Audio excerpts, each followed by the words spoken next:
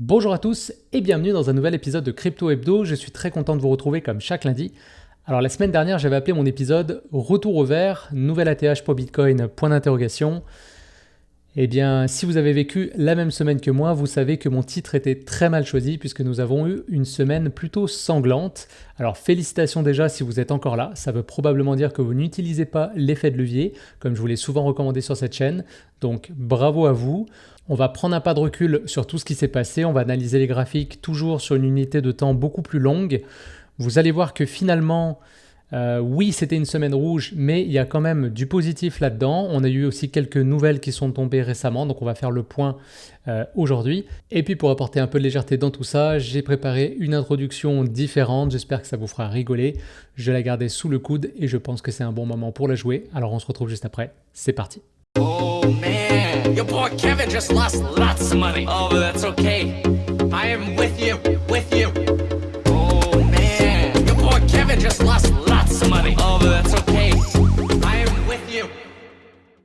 Here we go, come on, push it, find the dip, find the dip. Here we go, come on, push it, find the dip, find the dip. Here we go, come on, push it, find the dip, find the dip. Here we go, come on, push it. Oh my God, what's happening?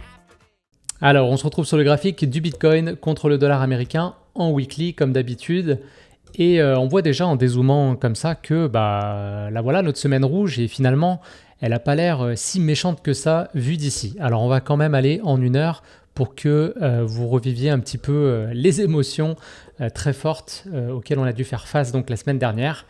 Et c'est vrai qu'on a eu une baisse quand même assez conséquente. Là je vous montre Bitcoin, les altcoins ont saigné beaucoup plus que ça.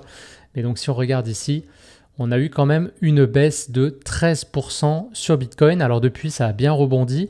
Donc du coup, c'est vrai que la semaine, eh bien, elle finit quand même, on va dire, pas trop mal. Alors on a quand même sauvé les meubles, entre guillemets, puisqu'on a clôturé au-dessus des 65 000 $. Comme je vous avais dit la semaine dernière, c'est la résistance majeure marquée par l'ATH du dernier cycle, qui est devenu maintenant un support. Et donc ce support, eh bien, il joue son rôle, puisqu'on a rebondi une fois, 2 fois, 3 fois et maintenant 4 fois dessus. Donc honnêtement, ça c'est quand même une belle consolidation. Moi, ça m'encourage à continuer de penser que Bitcoin peut aller chercher beaucoup plus haut. Donc dans ces moments-là, c'est vrai que c'est important de prendre du recul, vraiment dézoomer, regarder vos graphiques avec une unité de temps supérieure.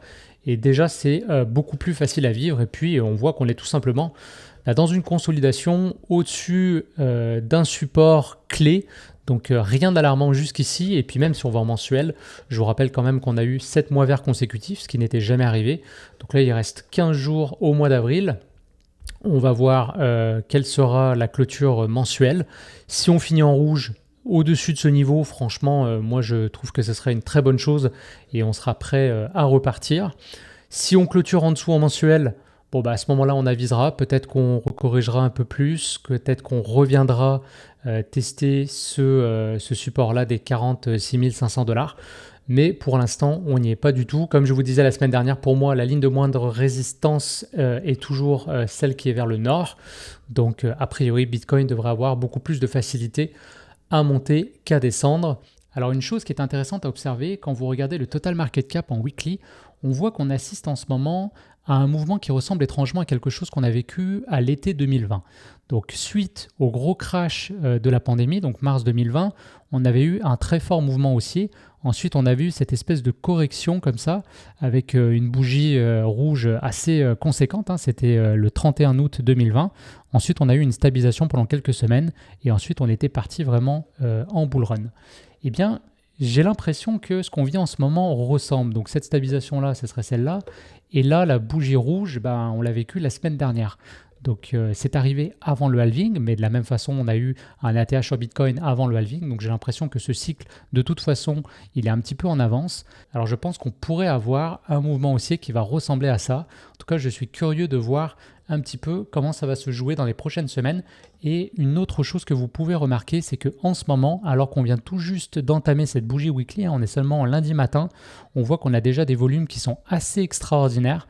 Donc je vous invite à surveiller ça de près. Voilà, donc ça c'est pour Bitcoin. Alors maintenant on va aller voir les altcoins en commençant par Ethereum. On a eu une volatilité vraiment impressionnante. Donc si je mesure l'amplitude de la bougie, On parle quand même de 23% pour la deuxième plus grosse crypto en termes de capitalisation.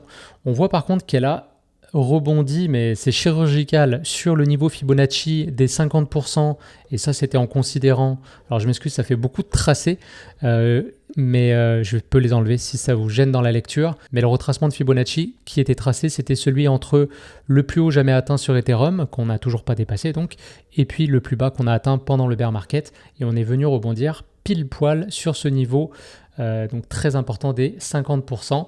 Donc voilà, je trouve que grosse chute, mais là encore, rien de dramatique pour l'instant sur Ethereum. Et puis donc ensuite, on a eu énormément d'altcoins qui ont pris très cher, mais qui à la fin de la semaine finalement ont rebondi là aussi. Donc c'est pour ça que je vous dis, il est super important d'attendre toujours la fin de la semaine pour analyser déjà ce qui s'est passé. Et puis on constate souvent en fait que c'est les positions qui sont en leverage qui se font sortir, et puis les gens qui sont en spot, bah finalement, oui, il y a beaucoup de volatilité dans le moment et c'est vrai que ça fait beaucoup d'émotions, je ne vous le cacherai pas. Mais si vous prenez du recul, quitte à éteindre l'application et à revenir le dimanche soir, on se rend compte que finalement, c'est pas si dramatique que ça.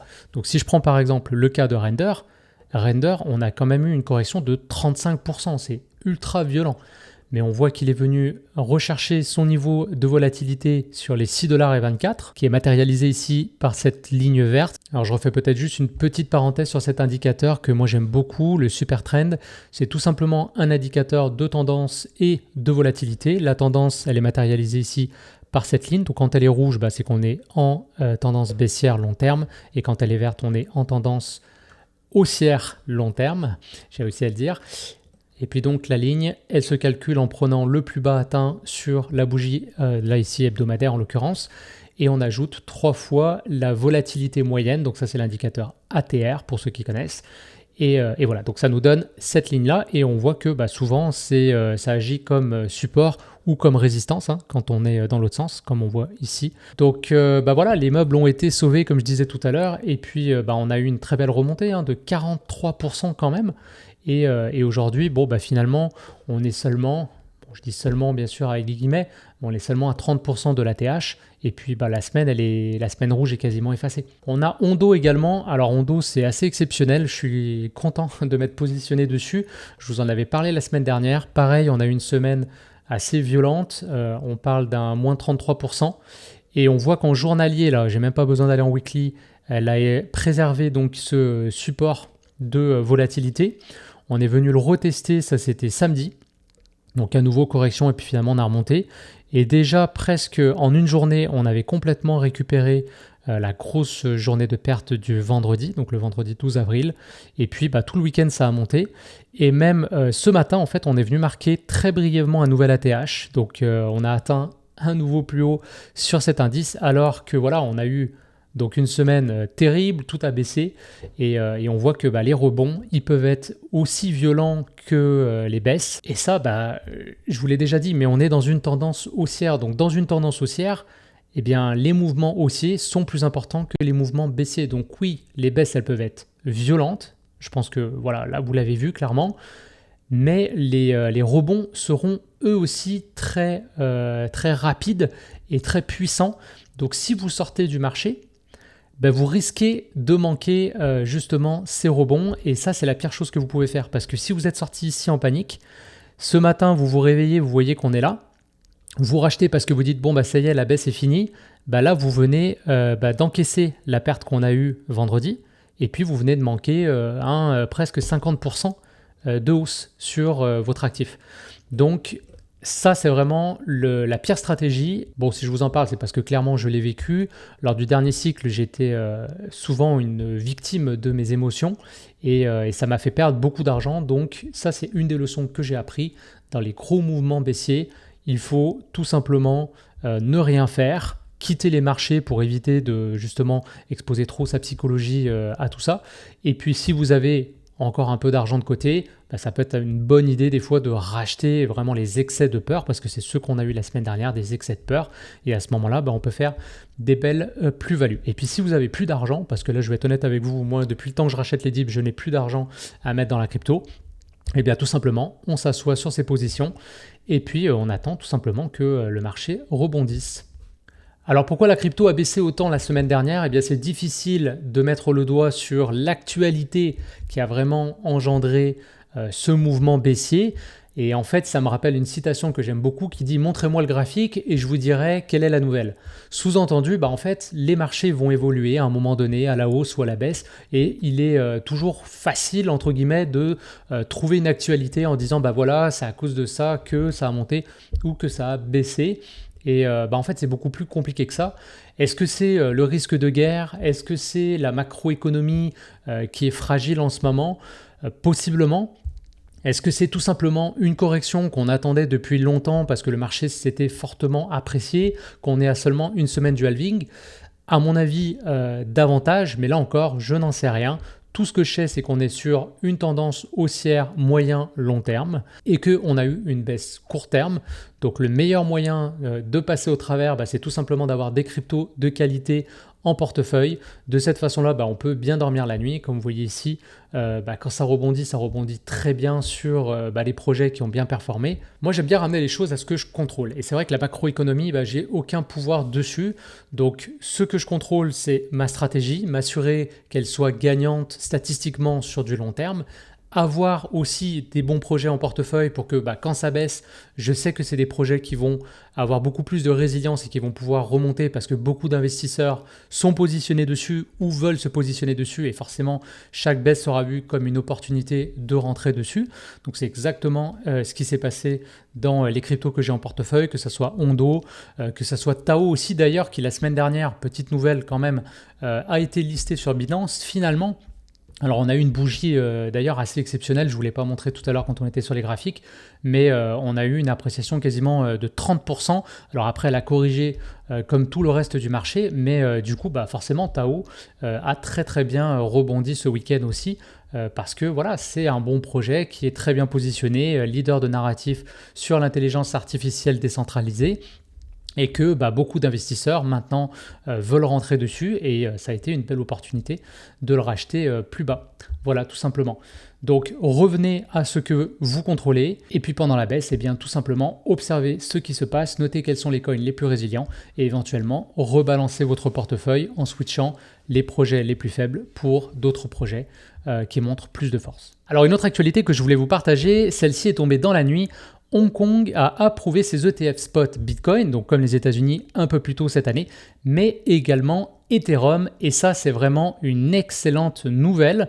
Donc je ne rentrerai pas dans la conspiration de l'actualité, à savoir si il y a un timing qui avait été prémédité, mais donc je constate que c'est une bonne nouvelle. Et pour rappel, les bonnes nouvelles vont être des catalyseurs beaucoup plus puissants que les mauvaises nouvelles quand on est dans un marché haussier. Donc je suis curieux de voir du coup la semaine qui s'en vient. Alors je ne veux pas jinxer ça encore, donc je vais annoncer une semaine rouge, et puis on verra donc lundi prochain si on a eu une semaine plutôt positive suite à une nouvelle comme celle-là. Alors avant de vous laisser, je prends encore quelques minutes pour vous partager un tweet de CryptoNerd qui m'a beaucoup attristé. Donc il explique qu'il s'est levé un beau matin et qu'il avait perdu l'entièreté de son capital. Il s'est fait liquider dans la nuit. Il avait une position à effet de levier x3 sur PP.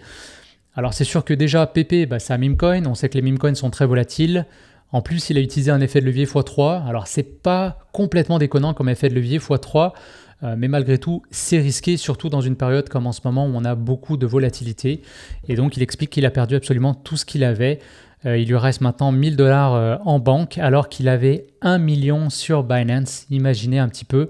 Ça fait quand même un moment qu'il est dans la crypto. Il y est depuis 2017, donc vous voyez que personne n'est à l'abri. 2017, on pourrait dire qu'il est quasiment considéré comme un vétéran. Il a déjà vécu 2 cycles.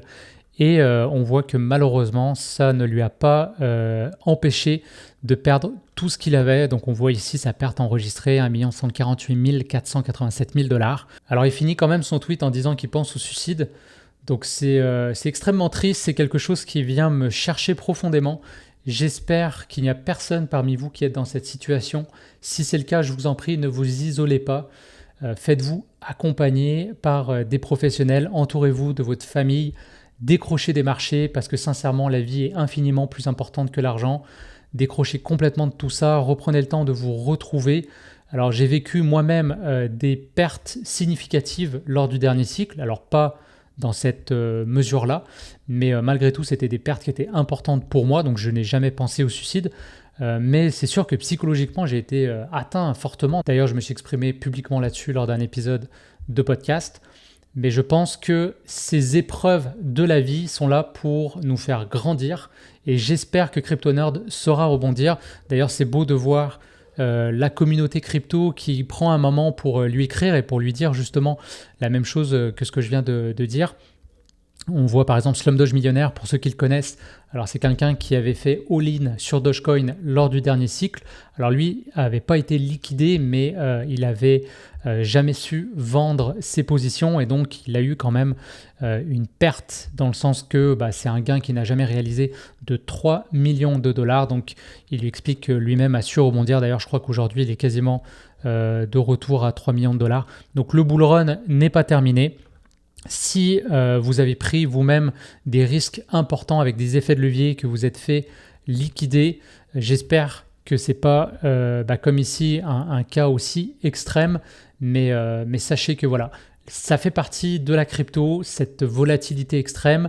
C'est pour ça que je le répète tout le temps, je ne donne pas de conseils en investissement, mais s'il y a bien un conseil que je peux vous donner quand même et malgré tout, c'est de ne pas prendre d'effet de levier en crypto et à la base d'investir une somme raisonnable de votre capital, de votre patrimoine pour que si tout va à zéro parce qu'on ne sait pas ce qui peut arriver, eh bien vous ne vous mettez pas dans une précarité financière qui vous force à vous retrouver à la rue ou à devoir envisager des extrémités comme ça qu'on ne veut absolument pas. Voilà, donc désolé, c'était une parenthèse un peu plus triste, mais je pense que c'est important d'en parler. Et donc j'espère que si vous êtes dans une situation comme ça, vous aurez le courage de vous relever et de savoir en parler à vos amis, à votre entourage pour ne pas vivre ça tout seul.